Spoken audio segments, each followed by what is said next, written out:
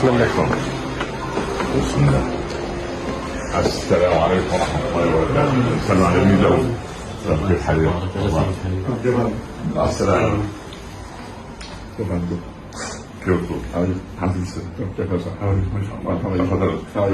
السلام عليكم. ما شاء الله ما شاء الله. كيف حالك؟ كيف حالك؟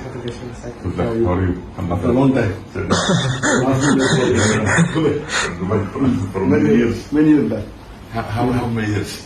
Maybe 14? 36 years. Maybe. The last time I was in Dubai was... Alhamdulillah.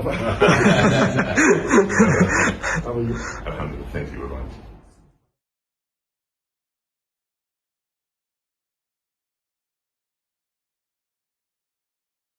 So many thousands of people entered Islam after you, alhamdulillah. What was the most emotional moment for you? Like one specific story that affected you personally? That's right. Question is small, but answer is big. I mean, the many incidences which, mashallah, touched my life when non-Muslim accepted Islam. One of the unique was when I was to go to Dubai to give lectures, there was a person, Hindu by the name of Rahul. He used to, when I was to give public lectures, he used to ask me questions. And he used to ask me one of the most difficult questions. And he said that I know more about Islam than about the management that you're doing, or engineering I think you're doing. So his question was something which was different than the other questions. And then I remember one question he asked me, and he said that the first revelation of the Quran that was given by Archangel Gabriel to the Prophet, and he has studied a lot of Quran and Hadith, is about Iqra. And then the Hadith and the Tafsir says that Archangel Gabriel said Iqra, again Iqra. So he's asking the question that what did Archangel Gabriel show to Prophet Muhammad when he said Iqra? Is that document available in the museum? What did he show? There is no record of what did he show. True. When he said, Ma ana biqari, I cannot read. So I told him, you asked a good question. I asked him, do you know Japanese? He said, no. I said, did I show you something in Japanese that you said no? So you don't have to show to say you don't know. Then I asked him, do you know Japanese? He said, I don't know. Yes. So same way, when Archangel Gabriel asked the Prophet to read, he said, Ma ana biqari. He doesn't have to show something to say that I cannot read. True. So with this much, one of the questions that convinced him, and there were many questions he asked. There were umpteen number of questions. And finally, mashallah, he accepted Islam. Mashallah. Allah give him hidayah. Do you count, mashallah, how many person entered Islam or no? Then Allah is keeping Islam. Allah is the best to keep Islam. alhamdulillah. حضرتك ايه اكتر شيء اثر فيك في حياتك الدعويه؟ يعني موقف مع شخص من السائلين يعني. اولا الامور الدعوه دائما نجد فيها العجب العجاب، لكن الانسان في امر الدعوه بعد ان يتحمل تبعاتها يدعو الى الله باخلاص. لكن المواقف كثيره عندما يجابهك انسان مثلا ينكر الاديان او ينكر الدين او ينكر الاسلام، عندئذ تستطيع ان تستعين بالله سبحانه وتعالى بان تذب وتدافع عن دينك بطريقه يقبلها الاخر، او بطريقه يعني فيها حسن عرض لدين الله عز وجل. وديننا لا يحتاج الا ان نحسن العرض، فاذا احسننا العرض رب العباد سبحانه وتعالى يجعل الانسان يهتدي الى الله سبحانه وتعالى.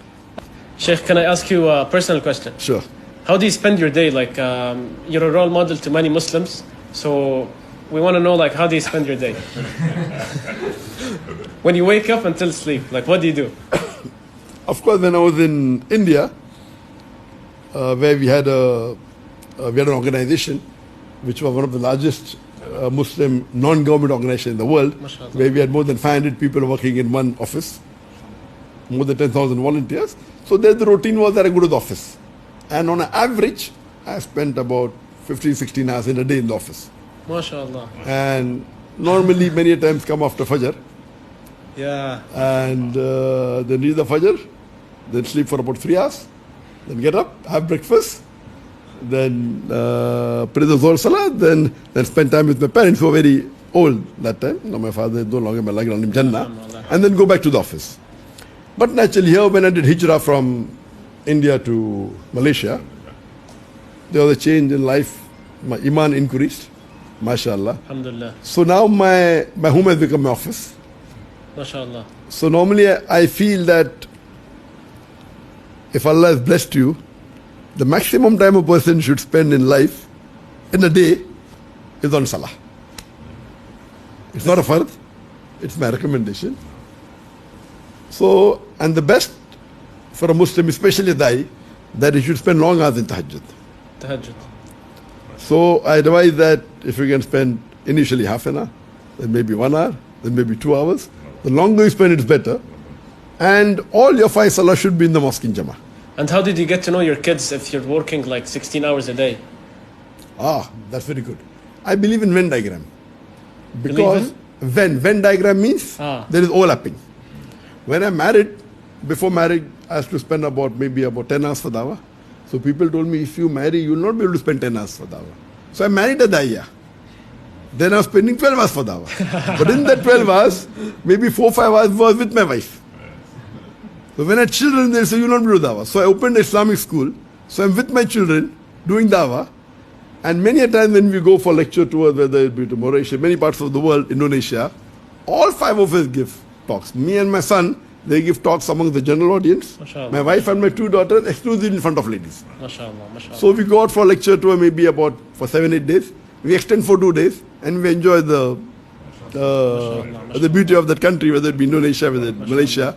So it's more of a Venn diagram. MashaAllah. So it is 2 in 1 and that's the best. يعني العيلة كلها ما شاء الله الزوجة للنساء وهو للرجال وحتى الابنة ما شاء الله تبارك الله. وعمليا الدكتور ذاكر نايك يمثل الآية الكريمة واجعلوا بيوتكم قبلة، فهو جعل بيته كله بيت دعوة، وهكذا يجب أن يكون الدعاة يخضون كل أوقاتهم للدعوة إلى الله. دكتور ذاكر نايك بهذه الصورة بيجعل هو وأفراد أسرته كله دعاء إلى الله سبحانه وتعالى، ودائما نحن ندعو له بظهر الغيب دائما بالتوفيق والحفظ. وأنا يعني كما قلت أضع في الدعاء في كل صلاة لي أن أدعو له أن يحفظه ويحفظ أبنائه وأسرته، لأنه عبارة عن معلم كبير من معالم الإسلام والدعوة إلى الله سبحانه وتعالى، وهو يدعو إلى الله على بصيرة وبوضوح وبأسلوب هادئ وبسيط وليس عدوانيا، لكن العالم إياه هو الذي يقف بعدوانية ضده. نسأل الله السلامة إن شاء الله، ربنا يحفظه من كل سوء. شاكرين فضل الدكتور ذاكر نايك، وأنا يعني very glad to see you today and إن شاء الله ندعو لك وللأسرة الكريمة بإذن الله. ربنا يحفظكم من كل سوء ويطرد عنكم شياطين الإنس والجن ويوفقك دائما لما تصنعه، ونحن دائما اعلم أن لك إخوة في العالم كله وأنا من أولهم. أنا منبهر بطريقة دعوتك، أتعلم منك الكثير، أدعو لك بالخير، ربنا يوفقك للخير دائما إن شاء الله. لو حضرتك تصف الشيخ ذاكر في كلمة واحدة. لو رآه النبي صلى الله عليه وسلم لسر به. يعني لو رآه الرسول لكان سعيدا به. هذا من عينات الإخلاص التي تسير على قدمين، ولا أزكي على الله. Sheikh ذاكر, if you were to describe Dr. Omar in one word, what would you say? One word is difficult. But alhamdulillah, I would say that Allah has chosen him to spread the message of deen through him. So he's one of the chosen person from Allah to spread the deen. Alhamdulillah. What he said about you, he said, if the Prophet was to see you, he will be very glad. Alhamdulillah. جزاك الله كل خير.